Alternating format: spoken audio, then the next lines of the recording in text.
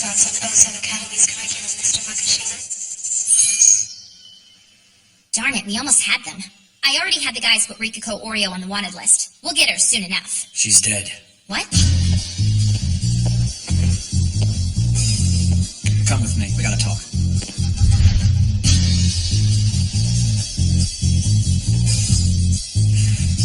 Well, what is it? You got a problem with me, spit it out. I'm sorry, Kogami. I was the one who got emotional on this case, and you weren't deluding yourself about him either. You were right. Don't worry about it. If you took everything your enforcer said as gospel, you wouldn't be a very good inspector. I mean, you're supposed to be skeptical, right? Yeah, but... It's like my praised tail brushed my nose as he ran right by me. But you know, for the first time in a long while, I actually feel good.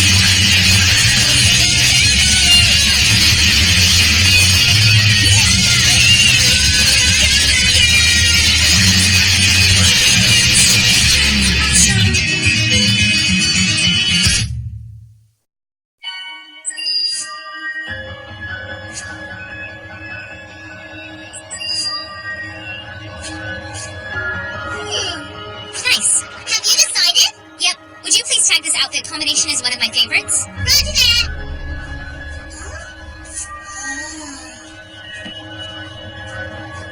Oh! You got a hot date tonight! It's not like that. Hollow Team, use the pattern we agreed on yesterday. Sure. Sorry, not feeling it now. I'm worried our viewers might think it's a little tacky. Well, there are plenty of different patterns we could try. How about bringing a gift? I have some choices for you. Also, I can arrange a pretty flower bouquet. Candy, it's not a date. Cancel action, delete memory. As you wish, Akane. Speculation macro reset. Turn on some news. The Ministry of Welfare just flagged a video as recommended. Sure, that's fine. All right. Today I'm talking with Toyohisa Senguji, a pioneer of body cyberization and chairman of Tato Construction, which specializes in underground redevelopment. My pleasure to be here today. Recent years have seen the use of cyborg Technology in all branches of medicine become affordable and accepted. But it still can be a bit unsettling to meet someone like Mr. Senguji, whose body is entirely cyborg, save for his brain and central nervous system. It remains a mystery to me why people refuse to recognize just how limiting their natural biology can be. Limiting is a strong word. The ancient philosopher Plato once said, "Our souls are imprisoned in our bodies."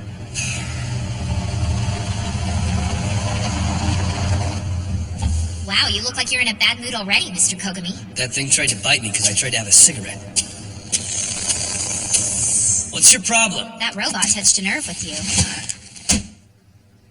Sorry. What? Oh, it's fine. Don't worry about it. I was fighting with Candy this morning.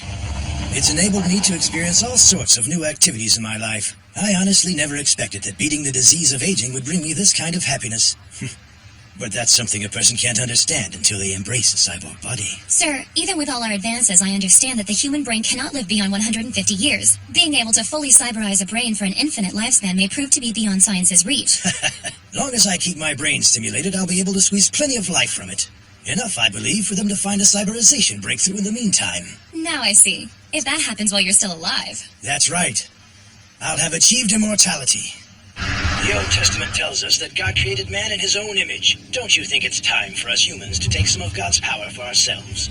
Do you think eternal life's worth it if it means you have to become a cyborg? I don't really care.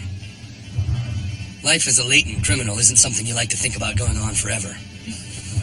But it's always possible the social system will continue evolving, and one day latent criminals will have more rights. I'm starting to see why your psychopath is always clear.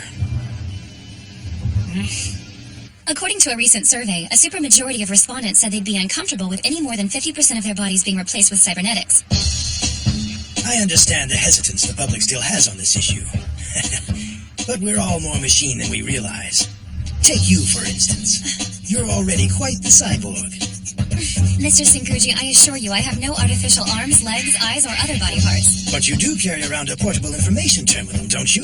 Well, yes. But doesn't everyone? And a custom device? Of course. And your home's functions are all fully automated with an AI secretary, yes? Yes. So what would happen to you if all your settings and data in those devices were to be lost in some kind of disaster? I guess I wouldn't be able to do any work until they were restored. When you hand over so much of your life and work to digital devices, the insistence you're not a cyborg doesn't sound very convincing anymore, now does it? For you, all these terminals and AI programs are practically a second brain. Am I right? It's said the arc of progress is the expansion of the body's functionality. That means man's history is also the history of cyberization, and vice versa. Like I said, we're more machine than we think.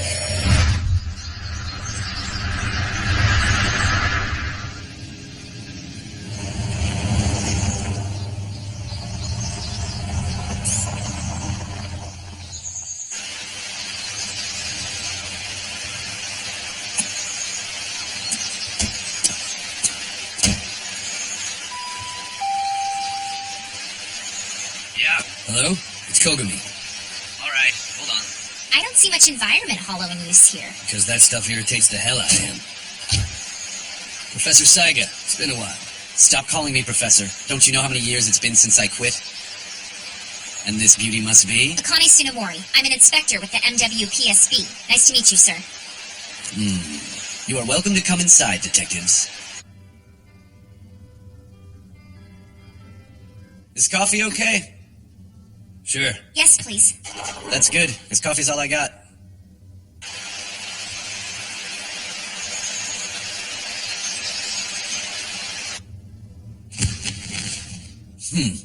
Inspector Akane Tsunemori. Yes, sir? Are you from Chiba? I am, actually. I assume you've got a decent amount of natural athletic skill, then. And yet I wonder why... You can't swim. What? I can tell your mother and father are still alive and healthy, though they are worrying about when their only daughter's going to find a boyfriend and settle down. How'd you... And they don't like you working for the MWPSB, do they? And one of your grandparents... your grandma. She was affectionate with you. You think of yourself as a grandma's girl. Which is good, because it's a scientific fact that the more time you spend with the elderly as a child, the better your relationships will be with hollow avatar AIs as an adult. That's the pattern you fit, Miss Tsunemori. Yeah. You're sharper than ever, Mr. Saiga. How do you read people like that? It's simple observation, my dear. People manifest hundreds of signs or tells about themselves subconsciously. Once you know what to look for, reading those tells and filling in the blanks becomes second nature. Mr. Joji Saiga, I understand you're also an expert in clinical psychology. I started in that career, yes. But as I spent more time assisting police investigations, my interest naturally turned to criminology and profiling. I need your help. Of course. What is it I can do for you? I'd like you to give Inspector Tsunemori a crash course on your skills. Mainly your profiling. They say it's outdated, but it seems to have value. Watching you work is just... I mean, you've made me very interested. I haven't seen such passion in a long time. This could be fun. So, anything else? I was hoping you've kept a complete list of all the students who've attended your courses over the years.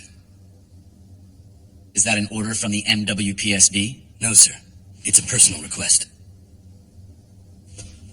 Good, because if it was an order, I would have flat out refused. Who are you looking for? A guy who I'm pretty sure is the worst criminal since the creation of the civil system. You're being serious. He's proven to be exceptionally smart, genius, and he must be physically fit. His greatest skill, though, is his charisma. He rarely gets his hands dirty. Instead, he brainwashes and manipulates others into murdering for him. Think of him as a music conductor orchestrating one murder after another. Kogami, define charisma for me, please. Innate appeal, a personality trait that can convince others to do things. I'll give that answer a B. There are 3 elements that comprise charisma. As you said, there's the innate appeal often found in leaders. There's also a power to make others feel good simply by being in your presence. And finally, there's the ability to talk confidently about all things with all people. Of these 3 different elements, which does he possess the most? I would say this guy's got all those traits in abundance. This is Yukimori Shibata, art teacher at Oso Academy. Or rather, this is the real Shibata. In reality, he's an old man in a nursing home who's never had any kind of connection to the academy. The mastermind we're after stole the old man's name and background to get a job at the school. Pretty crafty of him to steal a real ID instead of trying to create a new one from scratch. The guy hid in plain sight working as a teacher. I can't decide whether that's brilliant or stupid. About that, sir. All the school's video was destroyed. The only thing we were able to piece back together was a short sound file. That left 2 ways to image him. Create an old school photo fit picture or bring in a composite artist. Needless to say, we tried both methods. And it sounds like neither worked. No. So we're back to square one. Our only image is a blurry photo Sasayama took years ago.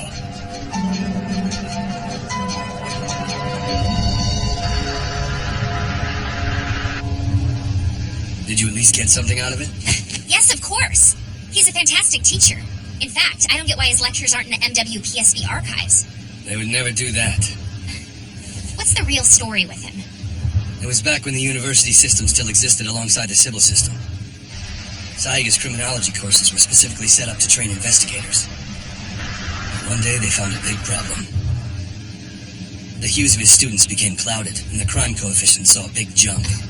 Relax, not for every student. One-on-one lectures like yours today are fine. And besides, your hue's impossible to cloud anyway. Yeah, but to think listening to a guy speak could raise your crime coefficient. Say there's a dark swamp and you can't see the bottom. If you want to know what's down there, you gotta jump. Mr. Saiga can handle it because he swims down there all the time. But for most of his students, it's a new experience and they can't always surface safely. They can't handle what's in the swamp. You seem like someone who could dive in, touch the bottom, and come back without a scratch. Thanks, but I doubt that. If you were to ask our dear friend the Sybil system, I'd hit the black mud and never come back. What kind of animal do you think is the most cunning and has the lowest risk of going extinct, no matter how many are hunted and killed? That can only be man. That was too easy for you. Nowadays, it's hard for the common citizen to get a hunting license. Makishima, I appreciate your company.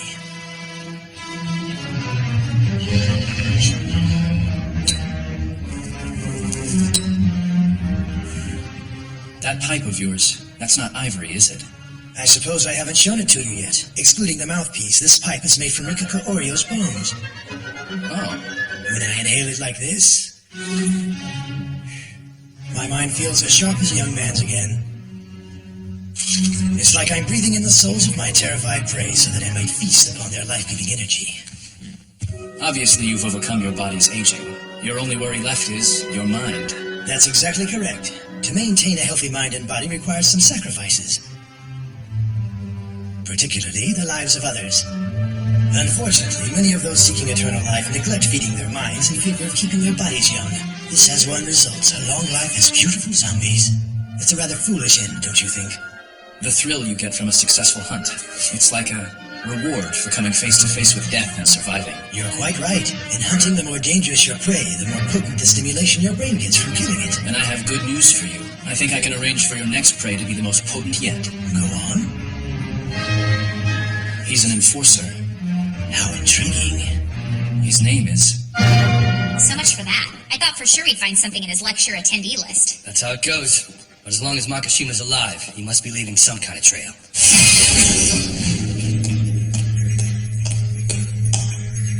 I heard you took Inspector Tsunemori to meet with Joji Saiga today. Yeah? I asked Kogami to take me there, sir. What are you thinking, Kogami? Trying to drag her down into the mud? Make her someone who gives it all up to be a latent criminal like you? Hey, that's not true. And I don't want you treating me like a child. That is exactly what you are. A clueless, naive child. Why do you think we have different classifications for inspectors and enforcers? It's to lower the risk of a healthy person's psychopaths becoming clouded during a criminal investigation. We have latent criminals with no hope of returning to society do our dirty work. That way, Inspector, you can fulfill your duty and protect your mind. That doesn't sound like teamwork. Is our job to solve crimes or to protect our own psychopaths? Just tell me what's important so I know. Akane, are you trying to throw away your career? You're gonna sacrifice everything you've built so far? For what? Sir, It's true that I'm a rookie, and I do have great respect for your seniority. But don't forget, I'm still an inspector, and we're on equal footing in terms of rank. I can manage my hue just fine, thank you. Just because you're my senior doesn't give you the right to keep of embarrassing me in the workplace, or to question my psychopaths and abilities in front of our enforcers.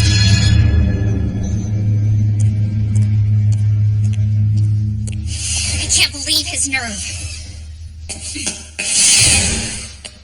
Whoa, where are you going? To file a complaint with the bureau chief. Any chance you'll let me talk you out of that, Missy? Try.